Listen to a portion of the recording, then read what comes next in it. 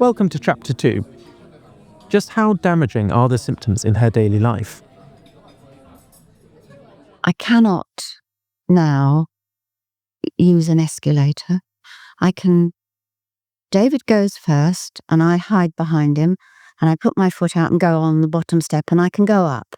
As long as he's there to catch me at the top, I can go up with difficulty, but coming down is too terrible. I cannot come down.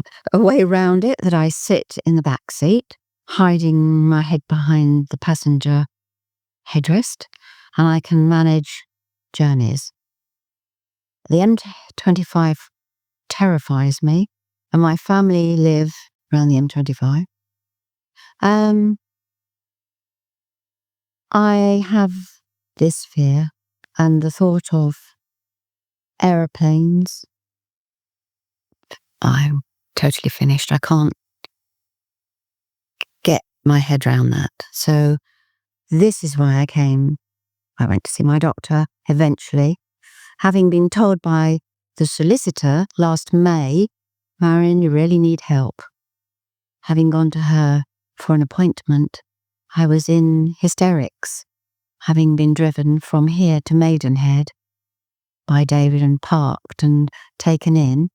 And I was absolutely terrified just going round the roundabouts of Maidenhead.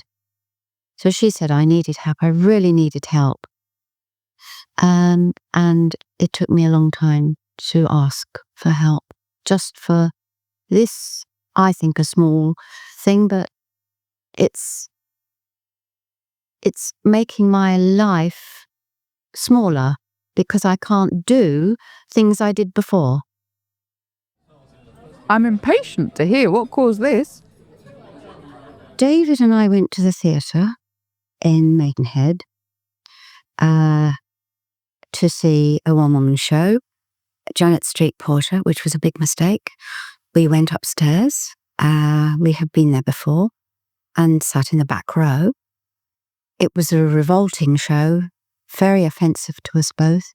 So the lights were down, which was our error. We got up, turned round, walked across the back row, down, fell. The treatment you had in the actual theatre was left a lot to be desired. I got that. But we're not talking about that. They weren't. Well, yes, I suppose. Well, yes. Yes, because they actually lifted me off the floor with a broken hip and put me on a chair. to a chair. And I was screaming. I screamed and screamed and screamed. Everybody left the theatre. Of course they did.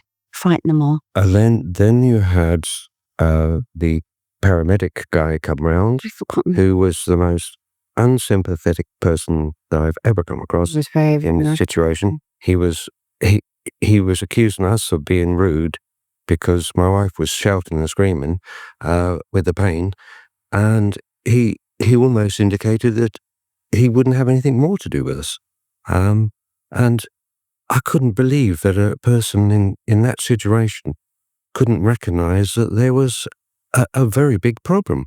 It wasn't a twisted ankle. It was a broken leg or hip.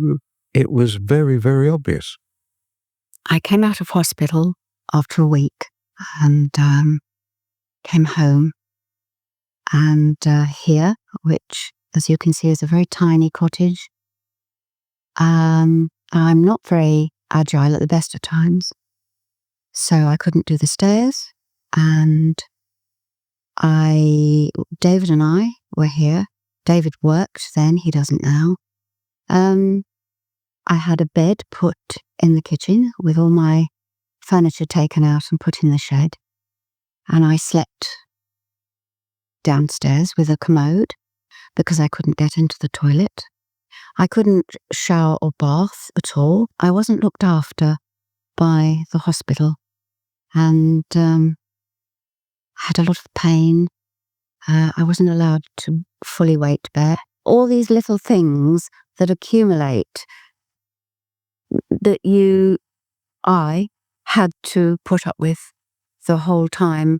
But eventually the time came where I went back to the hospital and they said I could start to weight bear very gently. I'd been on walking frame all this time, not crutches, so I wasn't very able. And then, of course, there was no one to give me physio locally. So they said I had to wait 3 months to go on an assessment list, which of course I needed tomorrow, not 3 months. So I paid privately to have private physio and hydrotherapy. All in all, it was very bad. And here we are 1.5 years later, and I'm pretty good physically. Tragic turn. Will Marion's therapist save her in time? Find out in Chapter 3.